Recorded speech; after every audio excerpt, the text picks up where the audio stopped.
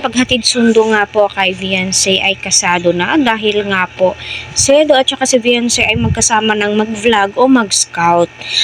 Kasi malaking tulong daw po ito sa magiging improvement ng confidence ni Viancy para hindi po siya mahiyain kapag kaharap niya ang mga ibang tao, especially mga sponsors niya, di po talaga maiwasan yan.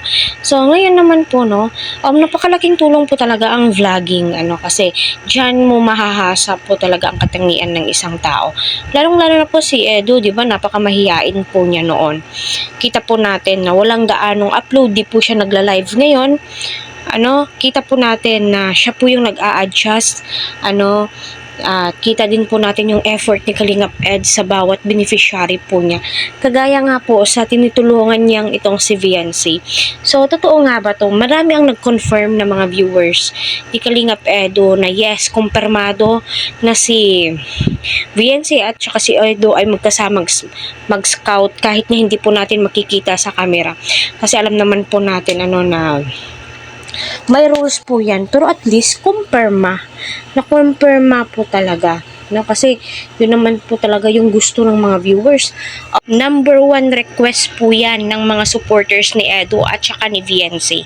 Kaya nung nag-upload si Edo na nahagip nga po itong si Viancy, ay my God, tuwang-tuwa ang mga supporters. Hindi po mababayaran ng pera or yung suporta po talaga nila is intact, napaka-power. At marami din po ang nag-a-advise na turuan si Viancy humawak ng camera, makipag-usap sa mga tinutulungan. Yes, andun na po tayo, alam po ni Edo yan at nila Kalingap Rob yan at darating din po tayo sa puntong yan, So, kasi alam nyo, marami nga pong excited na mga viewers din po, na makita si Viancy, So, ang sa atin lang, suportahan muna natin si Edo at saka si Viancy at saka si Kalingap Rob, Abangan po natin yung mga uploaded nila, sa mga nagmamahal sa Team EDSI.